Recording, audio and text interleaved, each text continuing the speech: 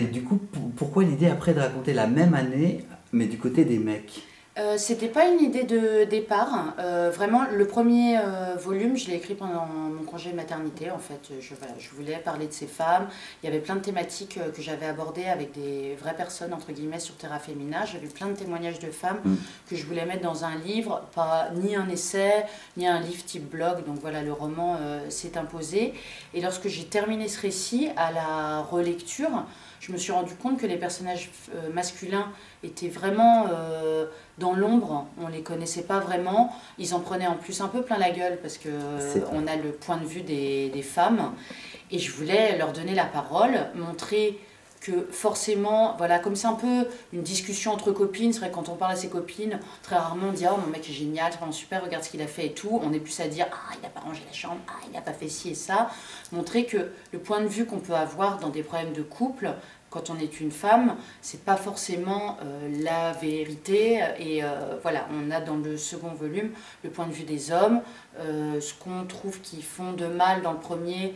Peut-être on a au moins les explications de pourquoi ils le font, de quelle manière, comment ils en sont arrivés là, comment le couple se distend, comment parfois il ne se comprend pas. Voilà, c'était l'idée du second. Alors après, les lecteurs peuvent s'amuser, c'est-à-dire qu'ils peuvent aller l'acheter en couple et puis se le partager. Tout à fait, on peut lire le deuxième sans avoir lu le premier, on peut se le partager, c'est parfait pour l'été. Ça c'est bien pensé, par contre c'est un gros boulot, combien de temps ça a pris? Le premier, mon congé mat, après il y a eu pas mal de retravail d'écriture parce que voilà, je m'étais imposé vraiment une deadline, il fallait que je termine.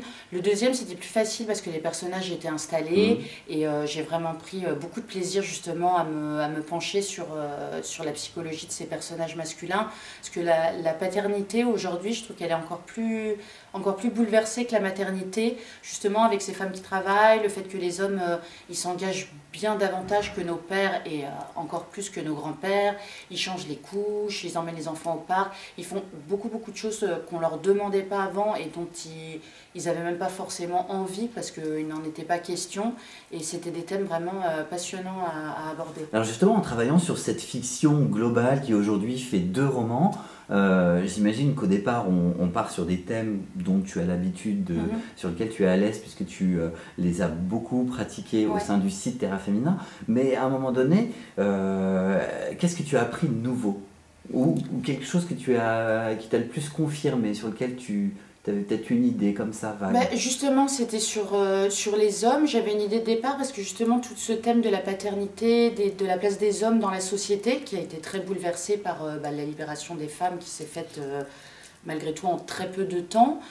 J'ai vu que ça balbutiait, il y a de plus en plus d'hommes qui se mettent en réseau, voilà, c'est des thématiques qui émergent, qu'on a traitées sur Terra Femina. On avait fait une enquête sur les working dads, mais de rentrer dedans et de rentrer dans la tête de ces hommes m'a fait me rendre compte encore davantage du fait que la nouvelle problématique, bien sûr la place des femmes, l'égalité homme-femme, elle n'est pas encore aboutie, mais vraiment la nouvelle problématique c'était la place des hommes dans la société et c'était vraiment là-dessus qu'il y avait des choses qui se passaient de manière sociétale. C'est très intéressant parce que moi, en faisant de nombreuses interviews de nombreux auteurs, en ce moment, il y a beaucoup d'auteurs femmes qui me parlent de ça, qui commencent à prendre conscience qu'effectivement, l'émancipation des femmes, elle était plus que nécessaire et ok, mais maintenant, on se rend compte que notre société a du mal à replacer l'homme dans la société. Il y a beaucoup de livres d'hommes que je reçois à la rédaction, beaucoup de livres d'hommes qui parlent justement de la place de l'homme, du mal-être,